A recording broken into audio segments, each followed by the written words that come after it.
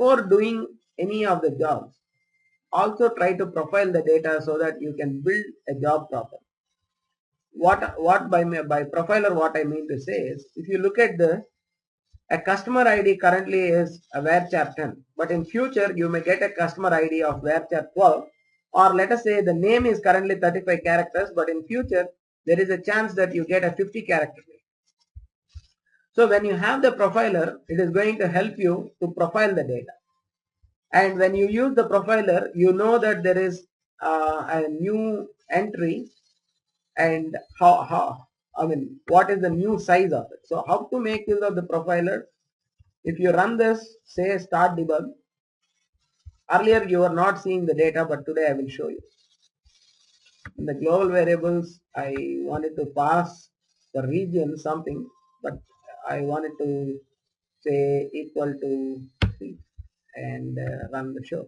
Now you'll see we are running the particular data flow in a debug mode, and also we'll go and see that we can profile the data here.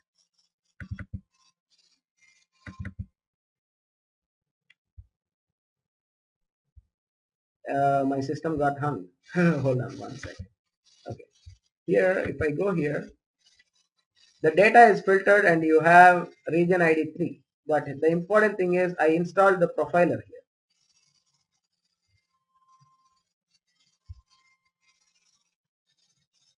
Let me see if the profiler comes up here. Why did not it come up?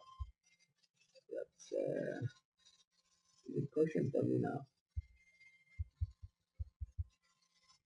Okay. It did not show up the profiler at this particular point. Let me stop debug. But there is profiler installed on my machine, guys. So it should show you profiling. That is the debug option which I showed you. Now if you see, you are looking at a source data. How to make use of the profiler is, you click on the source table here, and if you see here, this is the profiler tab. If you click on profile, the moment you click, you'll see what is the information that you have in source. So it displays you about each column. Customer ID, minimum is this number, minimum count is 1, because there is no table that there is no record that has no customer ID, so it is trying to show you minimum is 1.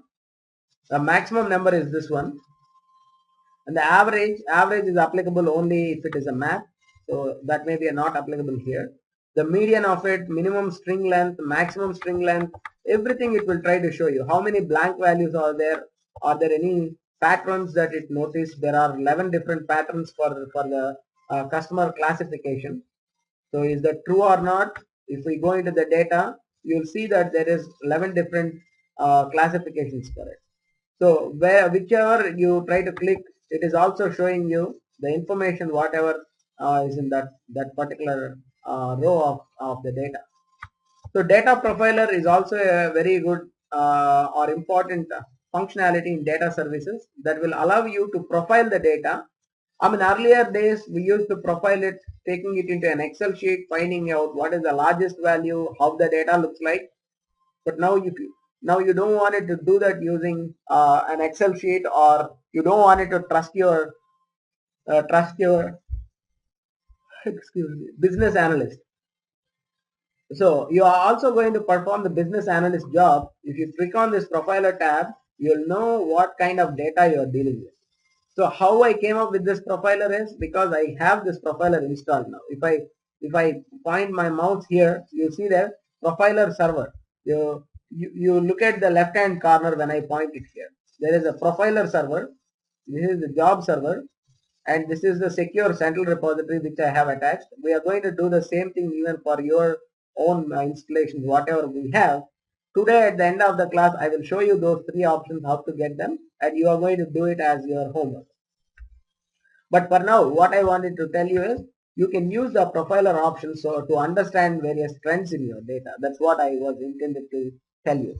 And there is one more option called as data cleanse dictionary tab, but currently if you click on this, it is not going to work as we don't have the data dictionary that is being installed. If you have the dictionary, this is going to work, saying you have so and so name as like this, but we suggest you to make it as a beautify. So currently we don't have that here, or else you'll also see this option. But whatever I'm trying to show you now today is about the profiler. If you click on the profiler tab, you will see various hidden trends in the data. What is the maximum length of each field? What is the timestamp? How it looks like? Is there a variation between timestamps in different fields? It will give you everything.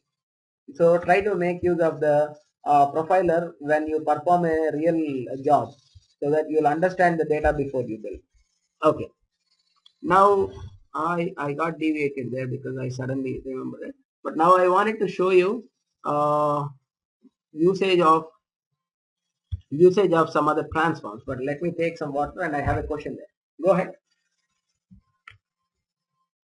Yeah, lookup.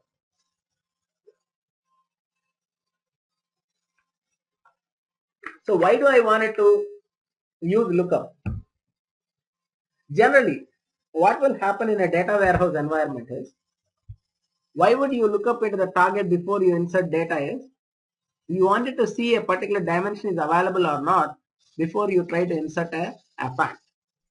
That is one important usage of lookup. The other thing is, you wanted to also compare if the same thing is existing there, you want to ignore that. So we are going to make use of this example and build the lookup. So in here we have three kinds of lookups, guys. If you go into functions, for example, I'm taking the example whatever I have it here, and for the customer ID, I wanted to insert the data only if there is a new customer ID, else I wanted to ignore the data.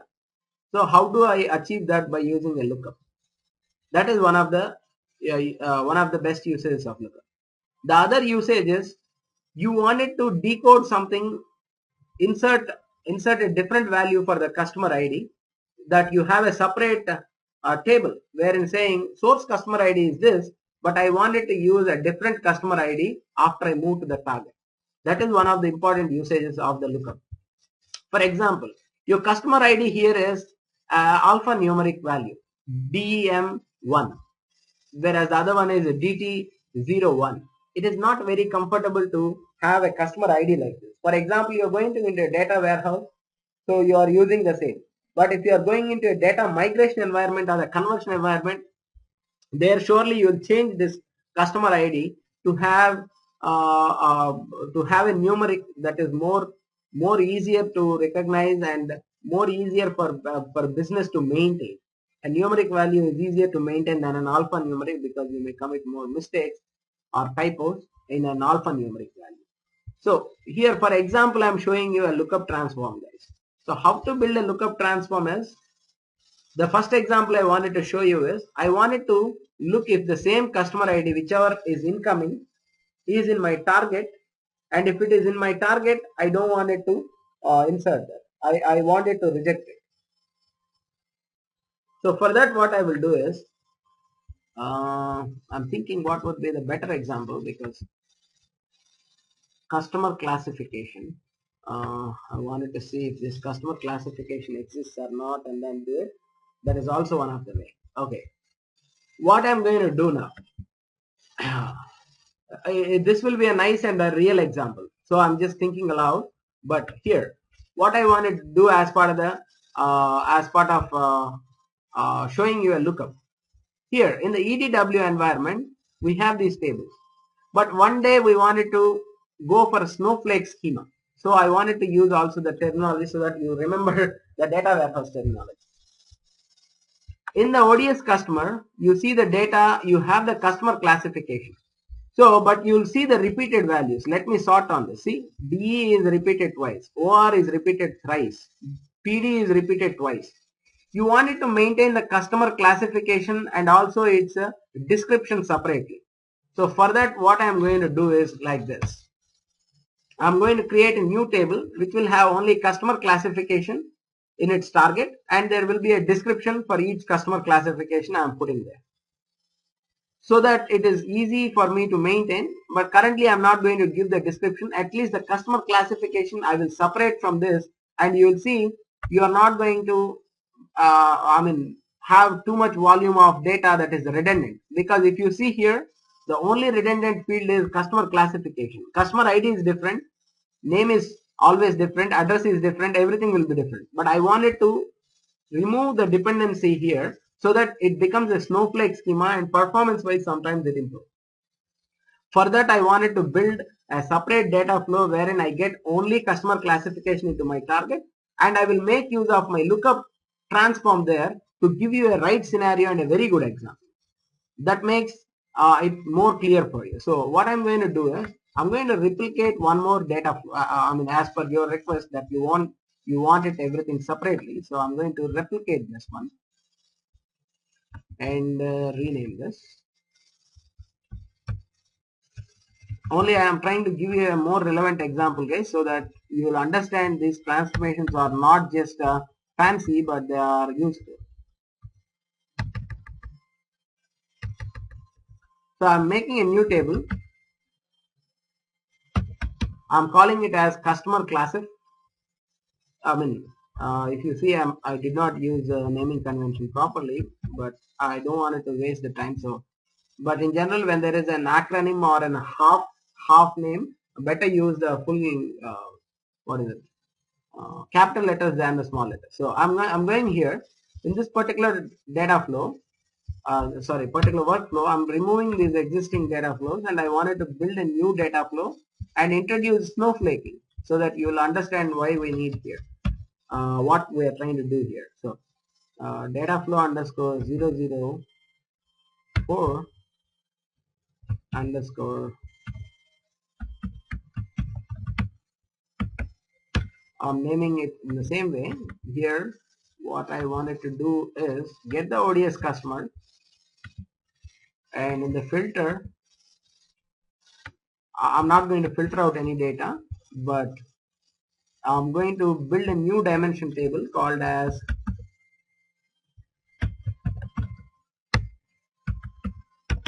customer classification, and I wanted to pull only the one. So here I'll make use of lookup table so that you'll understand the purpose of lookup tables. So first time when I want it to load, I'm going to show you what I'm trying to do. I will run this job as it is without any changes so that you'll see that only customer classification is getting loaded. And after the customer classification is getting loaded, next time we will use the lookup. The lookup will have to actually go and look up on the target before it inserts the customer classification. I mean, if there is no new customer classification, it's not going to insert. So there are 7 records created in this particular job, and you see these are the different customer classifications we have. Unless we have a new classification of customers, I don't want the data to get in here. There are a number of ways to achieve this, but we are going to use a lookup transformation and see how we can do that. So if I go into functions, so my requirement is clear that if I have a new classification, insert it, else do not insert it. I mean, do not try to do anything if there is no new customer classification. I can always give a description field, but it's going to consume time, so I'm not giving it. In general, you will have it. So there are 3 kinds of lookup: lookup ext, and lookup SCQ. If you ask me, is there any major difference between all the 3? Not really. All the lookups work in almost the same way, whereas the lookup ext is the most important one which you can use. Performance wise, it is better, and you can compare more than one columns in this particular lookup ext. But first let us go with the basic one, which is the lookup. So we introduce lookup, and it says it is asking us where to look up. So I wanted to look up at the target. So what is my target table? It is the cust classes. So to give that, I will have to also give the data store name. So anything you give here, you will have to give it with a proper naming convention. That is, you need to have your data store name followed by the table. So it is edw underscore ds dot lookup